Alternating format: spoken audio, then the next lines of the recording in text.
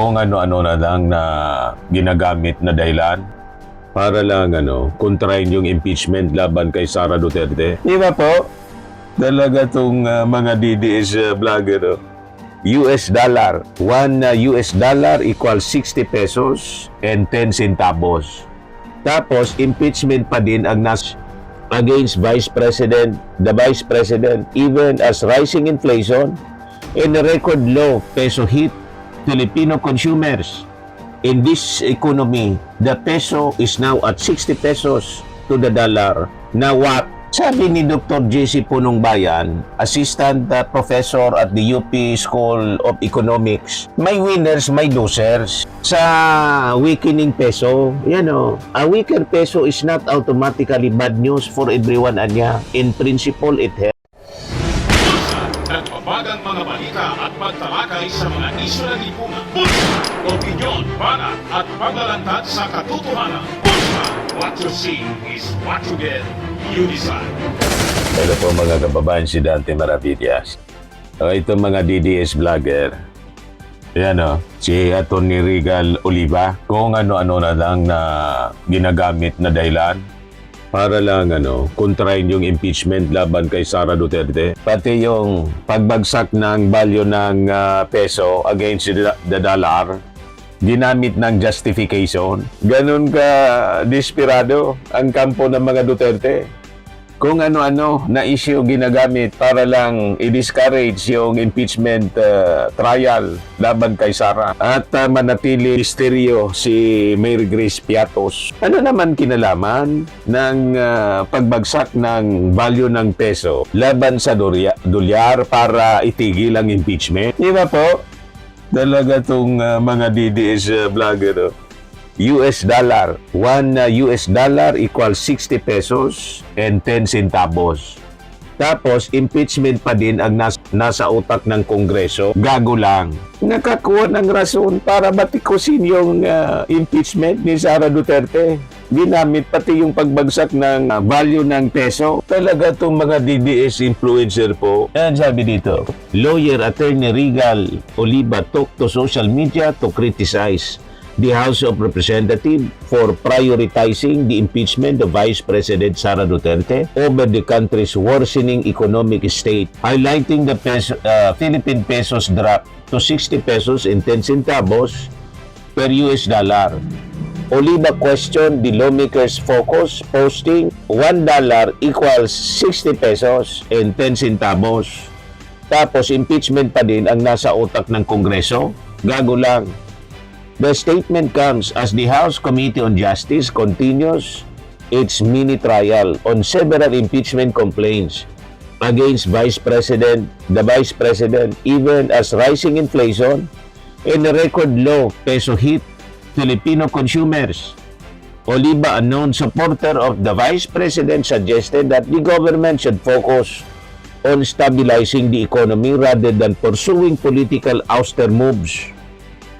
For your information, walang dahilan para itigil ang impeachment para kay Sara Duterte dahil lang sa pagtaas ng presyo ng mga bilihin at pagbagsak ng presyo ng value ng peso laban sa dolyar dahil sa gira sa Middle East. Unang-una, may intervention ang ginagawa yung ating gobyerno dito sa inflation at saka sa pagbagsak ng value ng peso against the dollar. Ang intervention ay sa Bangko Sentral ng Pilipinas, hindi sa Congress. Kanya-kanya pong trabaho ang bawat sangay ng gobyerno. At yung Congress, may mandato sila na papanagutin ang pagluskay ni Sara. May reklamo Halangan man yung complaints na final, mga kababayan kay Sara Duterte, ng mga complainants at legit man ang reklamo, yung pagbanta sa ating Pangulo tapos paglustay ng pondo ng gobyerno. Ititigil na yung accountability dahil nagbagsak yung value ng peso sa 60 pesos and 10 centavos. Hindi po pwedeng gawin na escape sa accountability. May mga personalities na nakatuka sa trabaho. Ginagawa ninyong palusot. Kesyo bumagsak na sa 60 pesos yung value ng peso against the dollar, tigil na na yung impeachment. Ano kayo, siniswerte? Hayaan natin magtrabaho yung Bangko Sentral ng Pilipinas kasi yun naman talaga yung mandato nila mag-intervene sa ganitong mga problema sa economy. Hayaan natin yung mga economist ang gumawa ng aksyon at yung executive department, hindi man nagpapabaya yung ating Pangulong Bongbong. Yung Kongreso may sarili man na trabaho, may sarili din na mandato at parte niyan yung aksyonan, yung impeachment complaint. Because that is a constitutional man. Abogado ka. Alam na alam mo yan. Yun ang trabaho ng Congress. At sa Congress, kanya-kanya din sila. May mga ekonomista dyan. Nag-iisip na rin yung mga ekonomista sa Congress ng mga intervention na pwede nilang itulong. Pero ito, Committee on Justice ito. May separadong mandato itong Committee on Justice. Hindi man ito mga ekonomista, mga abogado na tulad mo. Wala silang kinalaman at wala silang alam sa economy. Iba man ang expertise ni Jinky Luistro, di ba pang mga members ng Justice Committee. Kumbaga sa Congress, may finance din doon. Di ba? In ways and means.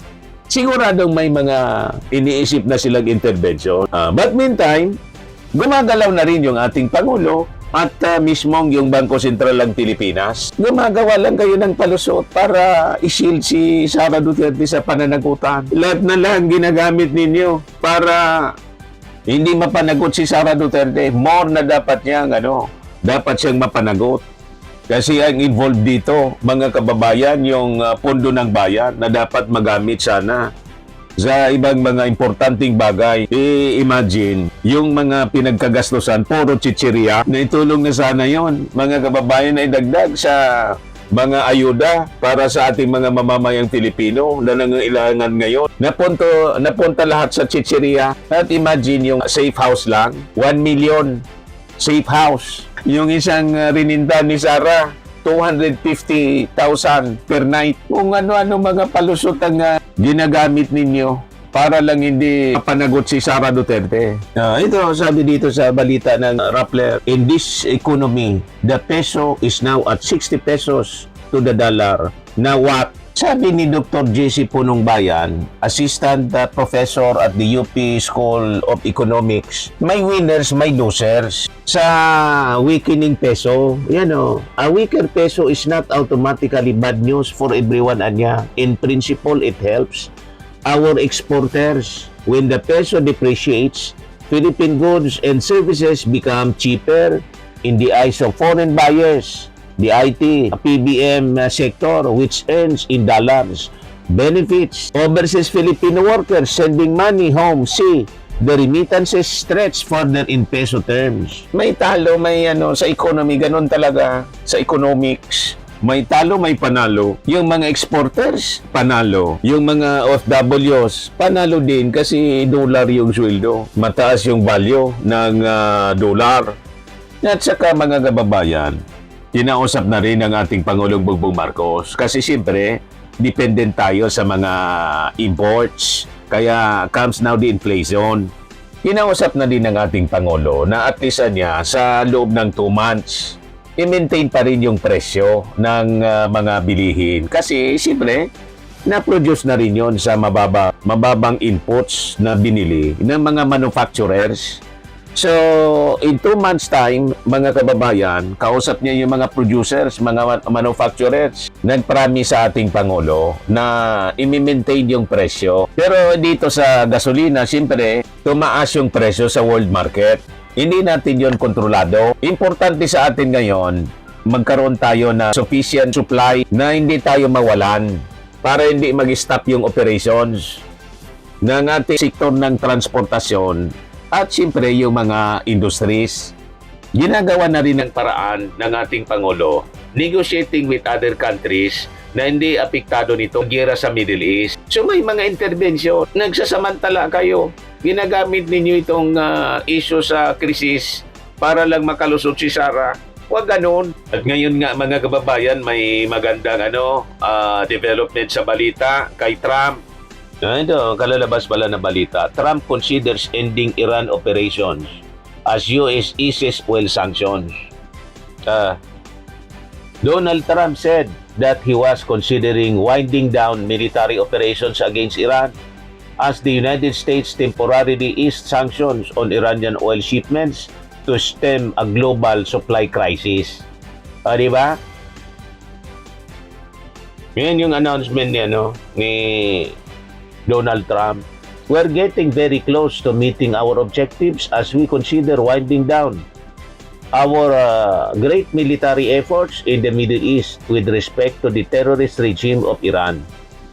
One, completely degrading Iranian missile capability, launchers, and everything else pertaining to them. Two, destroying Iran's defense industrial base.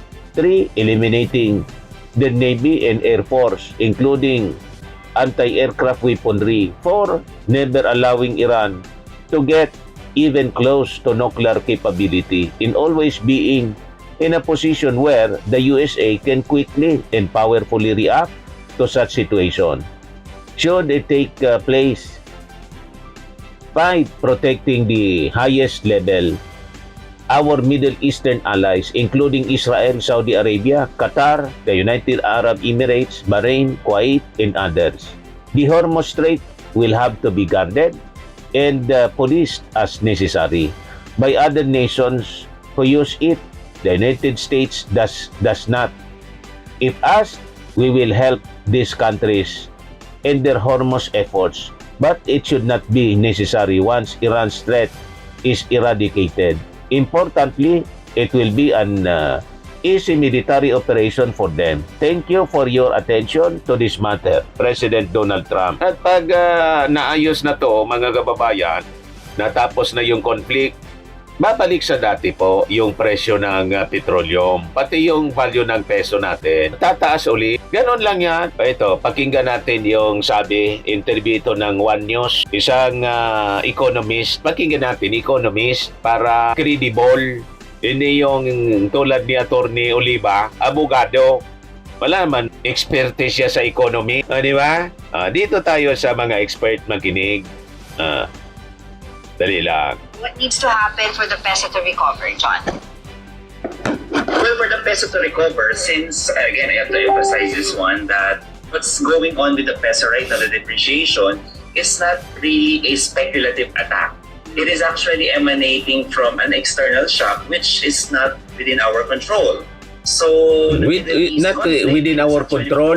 On these oil prices. So, once the situation, Hindi kontrolado ng Congress. and we should be able to see some improvements in oil prices and also in our exchange rate. So the weakness of the peso right now is due to certain factors, but do you see it returning back to its 55, 56 level?